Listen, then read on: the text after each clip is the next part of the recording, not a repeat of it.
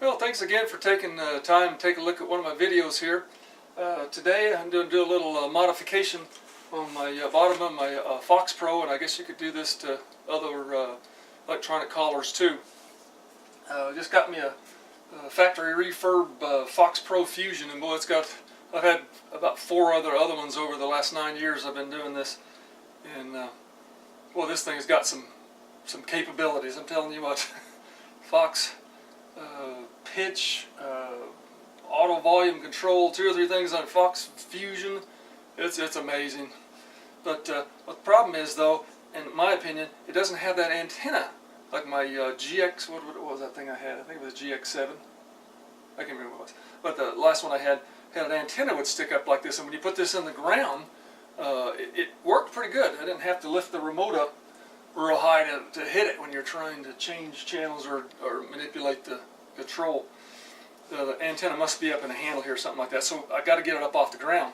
Well, some people were saying that it used to come with a turn this light on here. Some people said it used to come with a little fitting on the bottom, so you could run a 1/4 bipod or tripod deal up here, so you can mount on top of it. But they don't on this one. And so what I did, pretty simple, straightforward. Just took a piece of metal, and I guess you could use aluminum, but it might strip out, so I just used a piece of this flat bar stock. I thought it was about 1 inch wide, inch wide, and then put a 1/4 hole, or a 1/4 inch hole, and then 1/4 20 threads. And now and I just drilled a whole bunch of holes in here to make it as light as I possibly could. And what I did was I drilled a couple holes on each side of the housing here. Really short screws. Really short aggressive thread screws, not machine screws, but coarse thread screws, little short ones. I mean, they're just barely that long.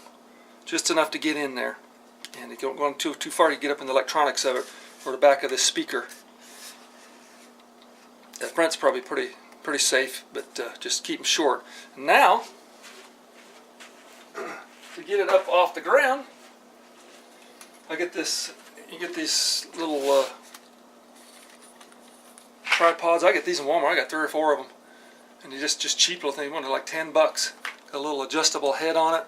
I took off the big long panning tilt handle that was on it. Just put a little short thing on it to keep it out of my way. And now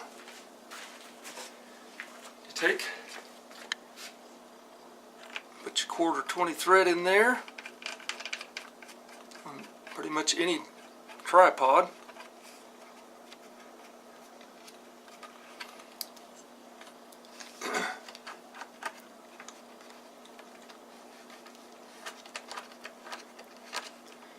Just snug it down.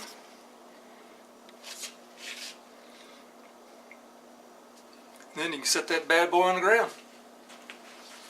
You can set it in short grass. Just get it up over the top of it. Put a bunch of grass on top of it to make it more camouflage or something like that. Or you can pull the legs out on your thing here and set up as high as you want, as high as the thing will go. And now I haven't had a chance to use it yet, but I know it'll work. When you hang them up when you hang these things up in a tree, they work so much better. Give them a limp just hitting it. I'm a retired electronics guy, and it's just nothing more than it's really high frequency what they're using. The high frequency is attenuated quickly by the ground, and so you stick it up in the tree and it works. It's line of sight. So now another little quick thing. So now you can use this thing in a field. Another quick little thing. When I was sitting there with this new remote, I was always just sliding out of my hand. And this is something most people probably figured out, but I've noticed a few people got them. They don't have anything on them. But when you put your gloves on, it's hard to hang on to. And so what I did, I put just a regular old lanyard like usual, so I can put it over my. As soon as I take it out of my pack, I put it on this, so I won't leave it laying around. I'm bad about that. But to keep this thing from sliding down on your hand like that, and it just slides like crazy. What I did was right here, where I put the lanyard onto it. I left a little bit of a loop. So now what you do, you just stick your finger in that loop, just your little finger, just kind of pull up against it. Now it won't fall down. Oops. Will fall forward, but now it won't fall down. It's caught in your hand. It just works great. Simple. Like I said, most people probably already figured that out. But it just sits in your hand. Just great. Now you can manipulate it. Keep your hand nice and loose. Manipulate the thing. Works great. So there's a couple of quick tips for your FOXPRO and probably just about anything else. I appreciate you taking the time to look at this, and good luck in all your coyote hunting.